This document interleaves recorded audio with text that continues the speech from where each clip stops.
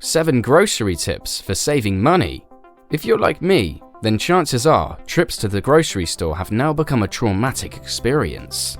A basket of groceries you used to be able to buy is now costing you nearly twice as much, and what's worse is that prices are only going to keep going up over time. It's for this reason that we need to shop smart to save as much as we can. So here are 7 grocery tips that I know will save you thousands of dollars a year. Tip 1. Don't hunt for the lowest prices. I know what you're thinking.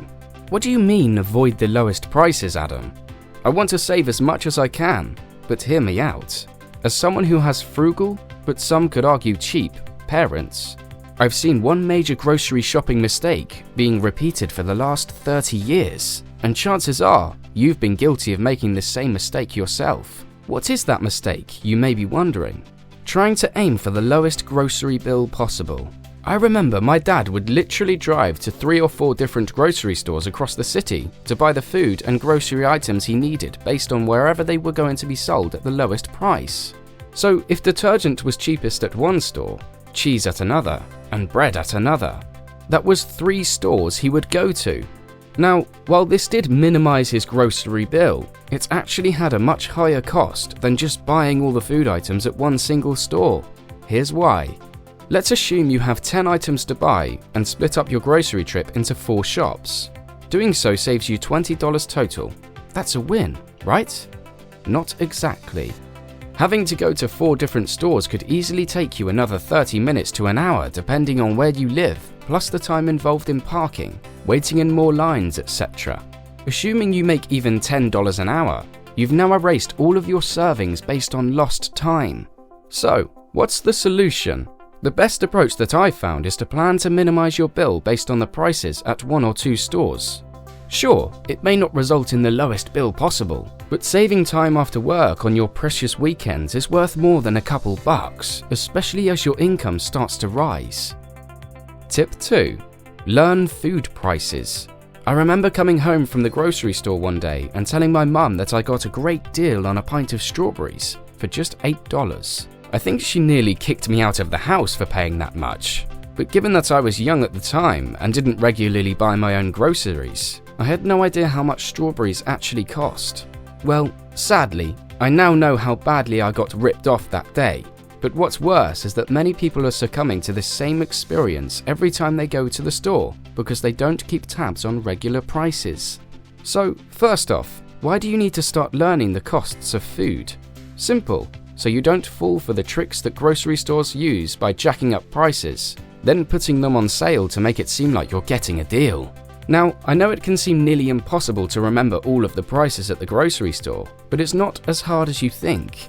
Chances are, you buy mostly the same things every week, so here's what you do. Keep the receipts from your trips to the grocery store and take pictures of them. Then, next time you go to the store to buy, say, a bag of coffee, reference an old bill you have stored in your phone to see if the price that day is a good deal or not. Doing this will avoid you paying $8 for a pint of strawberries like I did, and if I can save one person from making that mistake, then this tip would have been well worth sharing. Tip 3. Frequent the same stores. If you want a grocery hack that is going to save you 2 of your most precious resources of time and money, then you need to start shopping at the same grocery stores every single week. Why is that? Let me explain. From a time perspective, shopping at the same store offers you the ability to cut your shopping time in half. First, you're going to naturally learn which route is the quickest to get to your preferred stores, and what times are busier than others so you can shop when the stores are relatively empty. Next, given you probably buy similar items every trip, you'll start to learn very fast which aisle each of your grocery items is situated, allowing you to zip through the aisles and get out the door faster. The best part is that this leaves you with plenty of time to gently tap that like button below if you haven't already. I really appreciate it.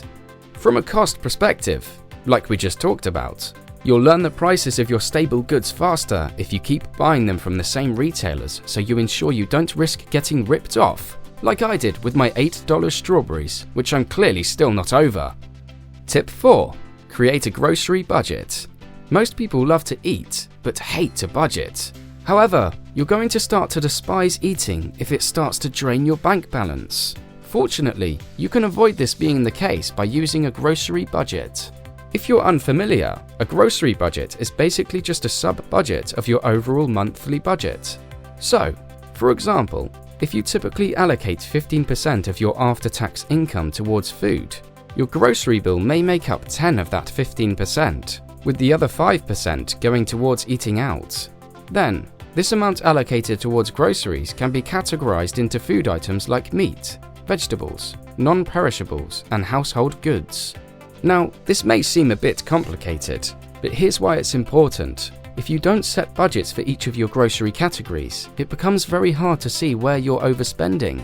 For instance, if you just have one budget line item for groceries, you may not be able to identify if it was the overpriced Greek yogurt that busted your budget, or that you accidentally overbought laundry detergent this month. The point is that the more detailed you are in budgeting, the easier it is to track where you should be looking for savings. However, if this is too complicated, or you simply don't want to take on a grocery budget, at the very least, set a high-level amount you're willing to spend every month on groceries. This way, as long as you spend within this amount, you can ensure your grocery costs aren't impacting your financial progress, which is ultimately why we're going over these grocery tips in the first place. Tip 5. Plan out your meals. No degrees or promotions at work will make me feel as accomplished as having my meals planned out for the week. Just knowing that I'm going to have delicious food at every meal is all I need to be happy. However, what's even better is that I know when I'm eating those meals, I'm also saving a ton of money and time as well. Let's go over why that's the case now. From a cost perspective, the two biggest benefits you're going to gain from planning your meals is proactively shopping for deals and avoiding waste. When you know what you're going to eat for the week, you can coordinate the deals you want to take advantage of against the couple stores that you're going to visit and squeeze out a bit more savings. Plus, when all of those items are allocated to upcoming meals, you avoid waste, which is a cost I don't think a lot of people realize is extremely costly.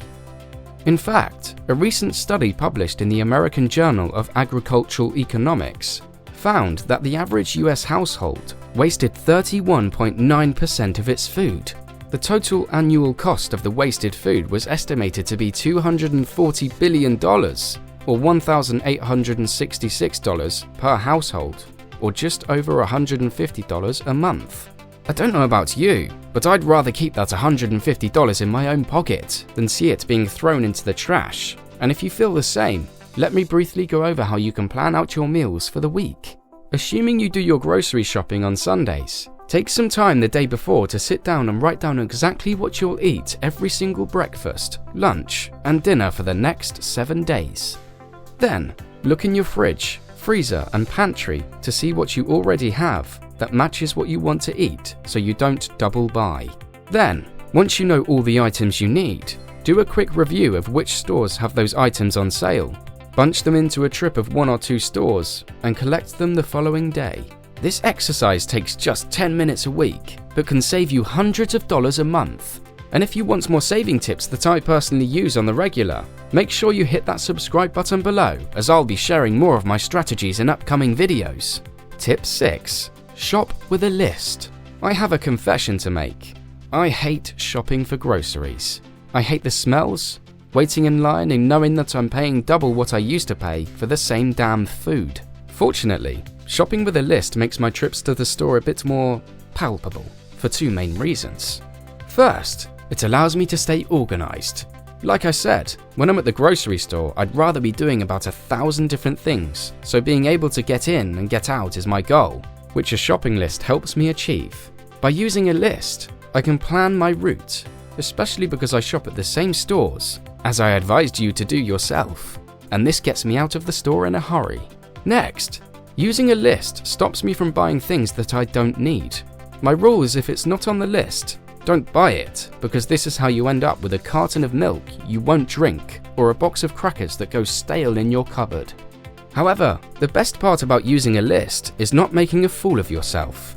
If I had a nickel for every time my parents came home from grocery shopping and forgot an item, I swear I'd be rich. Well, when you use a list, you basically eliminate the risk you leave the store without that essential loaf of bread or jar of peanut butter, and avoid having to make the trip of shame back to the store to right your wrong. Number 7. Buy generic. I know I shared my story of getting ripped off by $8 strawberries. However, the even bigger scam that grocery stores use is selling us brand-named goods and convincing us that they are better than generic brands.